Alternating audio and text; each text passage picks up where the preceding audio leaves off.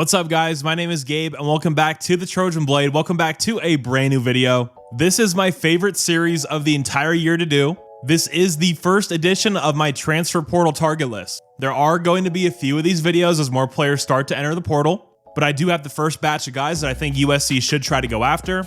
And I also have a few in here that aren't in the portal yet, but I think they definitely could be a possible entry. And if they did, I think they would be massive game changers at USC. And guys, of course, if you are enjoying the videos, please do leave a like and subscribe to the channel if you haven't already. Thank you guys so much. Let's get into it. All right, starting here first off with the quarterback position. Let's talk about Jackson Arnold from Oklahoma. So he entered the portal a few days ago. This is a guy I'm very high on. Now, before we go any further with these quarterbacks, I'm not in the meeting room. I'm not inside Lincoln Riley's head. I don't know what he's thinking. Is he actually confident with Jade Mayava and Hassan Longstreet going into next year? He could be, but again, I said it a couple videos ago, Jaden didn't show me enough personally to prove that he is the guy for next year. So I think there is a chance that Lincoln looks to the portal to bring in the starting quarterback for next year. Just a one-year rental while Longstreet develops. But taking a look at Jackson Arnold, you would be hard-pressed to find a more talented quarterback in the country. What was going on in Oklahoma this year was coaching malpractice. Almost every single one of his wideouts was hurt, and that offensive line was atrocious. They pretty much turned him into a running back at the end of the year. He ran for more than 100 yards against Alabama, and that's the thing that really stands out to me when you watch him. The mobility is off the charts, the vision as a runner also off the charts, a true dual threat. He also has phenomenal arm talent. He can really drive and push the football. At times, he shows elite touch downfield. But again, he was at Oklahoma not getting a lick of coaching, and they actually played a pretty tough schedule this year, so it was not an easy year for Jackson by any means. Size-wise, he's 6'1", 210. He fits the size profile of what Lincoln Riley's usually working with to a T. And next year, he is going to be a redshirt sophomore. On the year at Oklahoma, he had just over 1,400 yards, 12 touchdowns, 3 picks. And on the ground, he had 444 yards and an additional 3 scores. Keep in mind, there was a big stretch of games where he wasn't playing in the middle of the year. But yeah, for a guy that's that young, under that much duress, playing in that terrible of a scheme, with no wideouts around him at all, only having 3 interceptions on 246 pass attempts is actually pretty impressive. He's a smart kid with a big arm, with a lot of big game experience now. And man, he can run the hell out of the football. Sticking with the quarterback position, this is a guy that isn't in the portal yet, but this is by far my #1 target if we are to add a quarterback this offseason. It's of course John Mateer from Washington State, 6'1", 220, 3,100 yards passing, 29 touchdowns, 7 picks, and then 826 yards on the ground with 15 more scores. An absolute monster on the football field, man. I think this guy would be beyond a perfect fit at USC in this Lincoln Riley offense. The hang up here, though, is that the OC at Washington State has just taken the job at Oklahoma to become their new offensive coordinator. And when that happened, my first thought is Jackson Arnold is a perfect fit in that scheme as well. So I wonder if he's going to stay. But now with Jackson Arnold entering the portal and Oklahoma needing a quarterback, it does seem like the writing's on the wall for Mateer to follow his OC to Oklahoma. But man, if he doesn't and he comes out to SC, that would be a massive win for us in the transfer portal. So again, it is wait and see with John Mateer, but for sure one to keep an eye on if you're a USC fan. Now, the last quarterback we'll talk about today is Thomas Castellanos from Boston College. He is in the portal. Size-wise, he's pretty little, 5'9", 196, and he's going to be going into his senior year. Thomas is a playmaker in his purest form. Out of structure, in structure, he does crazy things on the football field. 2 big hangups with him, though. Obviously, the size, playing in the Big Ten, that's pretty small for a quarterback. Don't know if we want to go down that path. And he did walk away from his team at the end of the season. He didn't finish it out with them. As a quarterback, that's a pretty big red flag to me. So I guess one to watch, but probably not very likely. Now, talking about the wideouts, let's head out to Lubbock, Texas, and talk about Micah Hudson. This guy was just a true freshman over there at Texas Tech. Size-wise, 6 foot, 195. This was a 5-star in the 2024 class, one of the highest rated players in that entire cycle. This is a guy that quite simply has all the talent in the world. And I think we are going to see him end up at a very big program. Is that going to be USC? Is that going to be Georgia or Texas? This is a guy I can for sure see Lincoln Riley taking a swing on. Because if you invest in this kind of talent at the wide receiver position, a guy with this much athletic upside, and you hit, man, you have something special on your hands. So that's one to keep an eye on. Sticking with the wideouts, I know Fight on Rusty is very high on this guy. It's Eric Rivers from Florida International. 5'11", 174 going into his senior season. 82.8 offensive grade from PFF. That's pretty damn good. This year, he had 62 catches for 1,172 yards and 12 touchdowns, averaging 19 yards a reception. Absolutely elite. This guy is a hell of a player. He's a burner on the football field, very good route runner, a guy that excels on getting reverses and sweeps. Definitely a threat in the screen game as well. 100% could see USC going after this guy. We need more playmakers at the wideout position.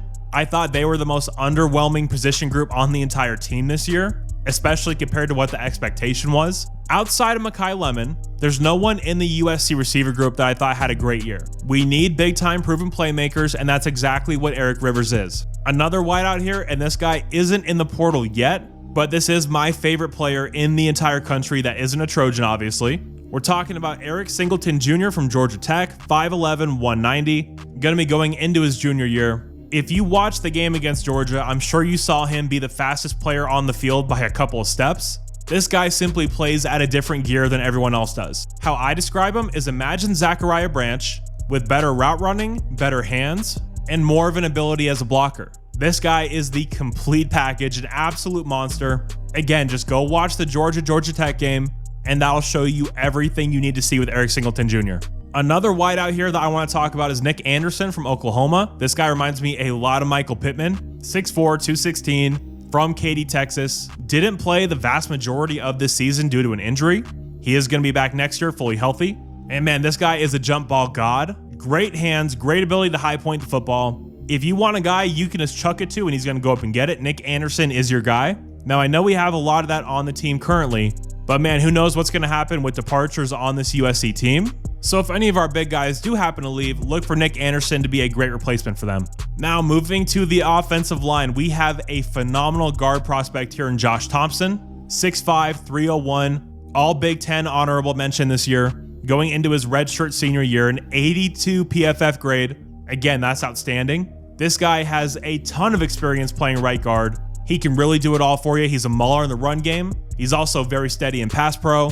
He's athletic enough to pull in this GT counter scheme. This is someone we absolutely have to go after and get, in my opinion. This would be a massive win at that right guard spot. If you watch this channel, you would know that I am not at all sold on Alani Noah. So going out and getting Josh Thompson to plug and play at right guard would be a huge win, something this offensive line needs, in my opinion. A guy that obviously has a ton of Big Ten experience, knows what it's like to play in these cold weather games. He's from Fenton, Michigan. This guy's Big Ten through and through. If he's at Northwestern, you know he's a smart kid. You know he values the academic side of things. So what better school in the conference is there to go to than USC? Now, I want to talk about tight end for a second here. Late McCree did participate in the senior day festivities, so that usually would indicate that he's leaving.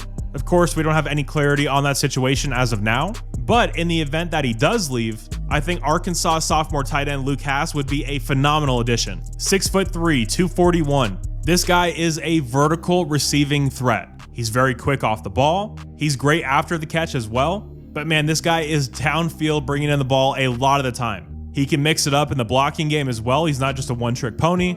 This is a guy that I think would mix in perfectly with our current crop of tight ends. And going out and getting a guy that has experience and adding him to this extremely young group would be a very good thing, in my opinion. Now, flipping over to the defensive side of the ball, let's head up to Fresno and talk about Gabriel Lightfoot, 6'3", 296-pound defensive tackle from Reno Valley. So the PFF grades aren't very pretty for Lightfoot, but when you're talking about a Mountain West player and Mountain West grading, I don't know if PFF just has the B team on it or what, but sometimes the rankings don't match up with what I see on the field at all. So take that grade with a grain of salt. But I mean, you're looking at him on the screen now. This is exactly what USC needs. We need big, experienced guys who play inside. Plain and simple, this is a local product, a California kid, at arguably USC's biggest position of need. This guy can get after the passer, but he is primarily a run defender. But hey, in the Big Ten, we absolutely need that. But Lightfoot isn't just a one-trick pony. He can do both for you. Very big, powerful guy, got a pretty good first step.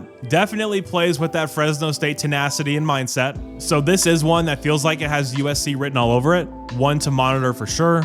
Jere Bledsoe is a 6'4", 290-pound defensive tackle from Texas. This is a very young guy. He hasn't played very much. There is some high upside there. Was a pretty high recruit a few cycles ago.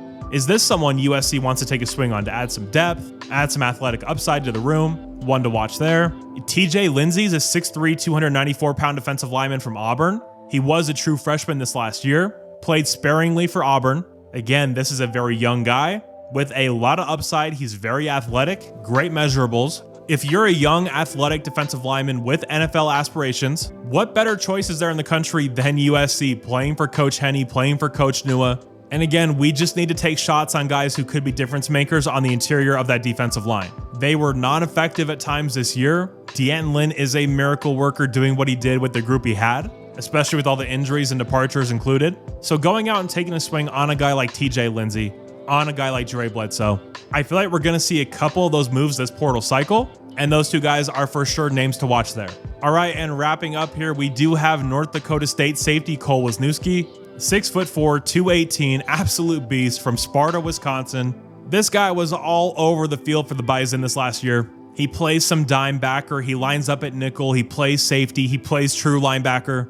Extremely versatile guy that really fits that Big Ten mold. You feel like it's always kind of a safe bet taking guys from schools like North Dakota State, like Montana State, schools like that. They're always going to be disciplined, technically sound, and familiar with playing in that cold weather. I've talked to some people who have seen this guy live, and they all say he was the best player on the field, no matter the opponent that North Dakota State was playing. So again, one to keep an eye on there. But guys, of course, this was just the first edition of the Transfer Portal Target Series. Going to have a lot more of these before we kick off next fall. So if there are any names you want me to talk about, please do leave them down below in the comments section. Always love to hear what players you guys are focusing on. But yeah, if you did happen to enjoy this video, please do leave a like and subscribe to the channel if you haven't already. And yeah, you guys are all awesome, and as always, take care and fight on.